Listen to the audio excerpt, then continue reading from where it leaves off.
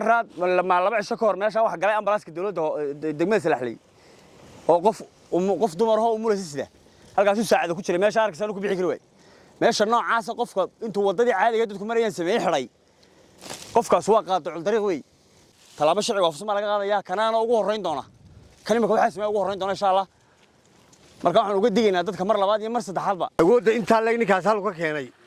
إنك بيرتا أو أقول أنت على إنك وك كيني ولي بقى يلو مرة دقني للسي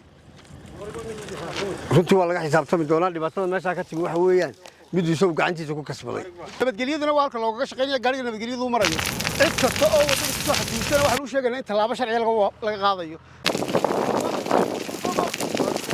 dadkan wadooyinka goosanaya xaasib dariiqa waxaan leenahay wadooyinka dadka umada u baahan bulshada maraysa waxaan iska codsanayaa wadooyinka inaynan wadada waxaan ka yimid walaal kaamtuug wadada aad baa loogu dhibaataysnaa way gooday baabuurta way galeen kurtumada ka soo taagan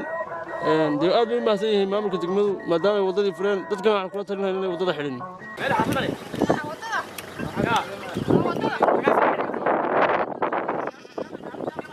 howlgalkan oo uu qaaday maamulka degmada Salaxley oo kaashanaya ciidanka booliska isla markaana uu horkacayo maayirka degmada Salaxley oo uu heliyo xogayaha fulinta iyo sidoo kale xubno kamid ah golaha deegaanka ayaa ujeedkiisu waxa uu ahaa in lagu baneeyo wadada isku xidha deegaanka Kaamtuug iyo degmada Salaxley taas oo si sharci darro ah loo xidhay maamulka degmada Salaxley oo wadadaasi baneeyay halka fariin uga daray bulshada deegaanka iyagoo u sheegay in talaabo sharci laga qaadi doono cid kasta oo isku dayda inay xidhaan wadooyinka muhiimka ah ee deegaanka isku xidha konton mitir wax ka yar wadada looma soo joogsan karo waxaan fariin dadka farana wax weey hawshan in badan baa ayaa la eego dadka digniin la siiyay imaka laakiin waxa la marayaa xilliga hawlgalka la qaadi lahaa dag afarta jahaba degmada xilliga hawlgalka la qaadi lahaa bay taagantay ya maadaama xogayihii iyo anigoo maayirkii iyo maayir ku-xigeenkii iyo golihii deegaanku kulli isku wada leeyihiin hawshaasi dib inaanay u soo noqon baa lagu talagelayaa kuwa nimankana tallaabada loo qaadayaa gurigooda la tegayaaba gurigooda laftiisa la tegayaa ma arkaysaan qof muwaadin oo beertaale baa wadadaas u xidhay talaabo sharciga ninka qofka talaabo laga qaadaya isaga laftiisa aan loogu horeysiinaya qof kasta oo ka tirsan dadka xoolo dhaqatada beeraleyda deegaanka degmada Salaxley waxaan oo kala sameynaya waa sharci darro kana talaabo laga qaadaya degdeg baan talaabo u qaadayna hadda ka bilaabmaysa dadka kale deegaankana waxaan faraynaa inaan u noqono dariiqada xidhin waa qaadacul dariiq weey daraad lama laba shakor meesha wax galay ambalaaska dawladda degmada Salaxley oo qof dumar oo umur sida halkaas uu saacada ku jiray meesha aragsan ku bixi karo way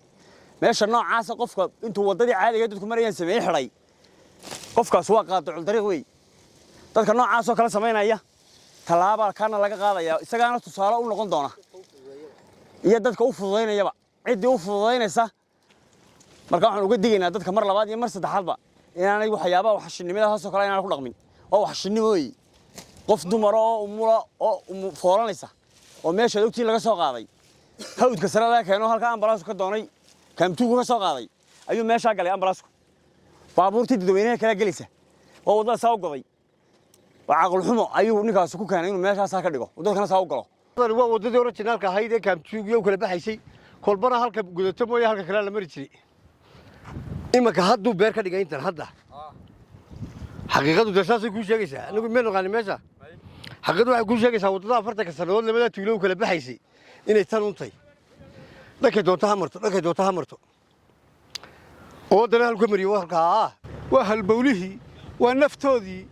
waxa weeye halkii ambalaasku marayay halkii gaariga biyuhu marayay halkii uu marayay ay u maraysay booyada biyaasida halkii uu raashinku soo marayay waa dhuuntii waa halka umada isku xidha hooyada umulaysa ee umularooleysa dhiig baxaysa waa halka laga badbaadinayo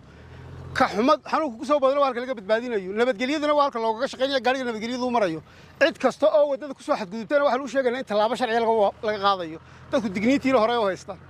naftooda laga ilaalinaya dadka نوريد محمد سعيد دقمة سلاحلي